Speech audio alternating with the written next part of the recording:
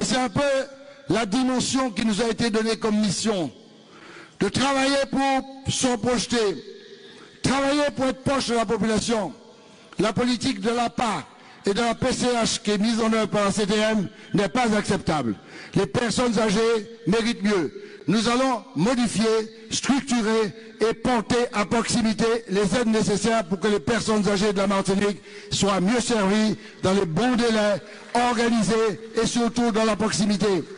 Nous allons lancer un programme aussi pour les personnes âgées pour réhabiliter leur maison, de telle sorte qu'on puisse privilégier.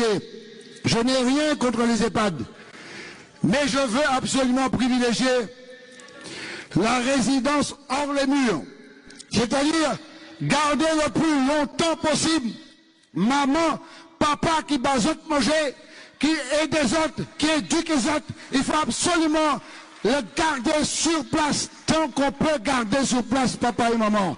On va donc accélérer le processus d'accompagnement des aidants. Cher Rodolphe, en application immédiatement le règlement du problème de l'eau en Martinique.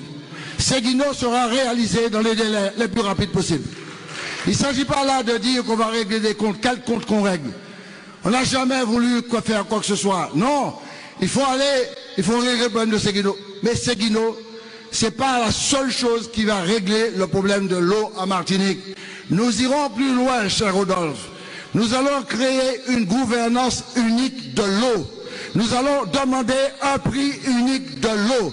Et nous allons instaurer un prix social de l'eau, parce que le prix social de l'eau, c'est la garantie du bien commun accessible à tout le monde. Chers amis, en tant qu'élus, et tous les maires savent cela, si vous avez méprisé personnel ou pas les pièces modèles de manière pour développer le pays, il faut absolument respecter le personnel. Ce n'est pas normal qu'on ait 50% des salariés qui sont en situation difficile. Souffrance au travail, burn-out, maladie, procès même contre l'institution. Pour quelle raison?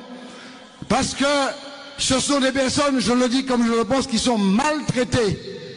Et ce sont des personnes, aujourd'hui, il n'y a pas d'organigramme cohérent et complet à la collectivité territoriale. 5000 salariés à peu près, pas d'organigramme sérieux. Simplement, on a nommé les directeurs et les chefs de service. Nous allons, après une discussion que nous allons organiser avec le personnel, mettre en place un organigramme respectueux de la démocratie sociale avec les syndicats en concertation afin que les gens travaillent dans les meilleures conditions possibles. On ne va pas se contenter de ça. Parce que la démocratie représentative a des limites. Nous connaissons les limites. C'est pour cela que nous allons mettre une décentralisation de la collectivité territoriale de la Martinique. Nous allons positionner des antennes au nord, des antennes au sud, à l'est et à l'ouest, de telle sorte que la collectivité soit au service de la population, proche de la population, pour qu'on n'ait pas la sensation que cet équipement n'est pas au service de la population. Voilà pour la gouvernance quelques idées majeures qui pourraient nous permettre de retrouver la crédibilité et d'avoir un fonctionnement qui soit le plus stable possible. Et nous prenons l'engagement ici de recommencer à investir. Pourquoi investir? Parce qu'investir, c'est créer de la richesse. Il faut aider tous les maires de toutes les communes.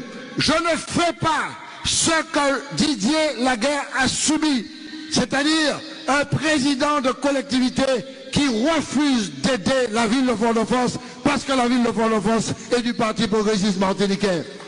Laguerre, c'est le seul maire qui ne bénéficie pas d'aide dans le cadre de la politique cœur de ville. Sur 222 villes, c'est la seule qui ne bénéficie pas d'aide. Pour punir la Martinique, on punit la capitale de la Martinique. Mais ce n'est pas seulement la capitale. Parce que toutes les communes que j'ai interrogées, Lamentin, 0. Trinité, 0. Depuis ou pas en camp, Bougla qui a la tête opération collectivité A, on vous punit en vous donnant pas de subvention. Mais ce n'est pas un fait divers. C'est une stratégie. La stratégie a un nom. Le nom, c'est la politique de l'assèchement. Ça a été dit tout à l'heure par quelqu'un. La politique de l'assèchement collectif.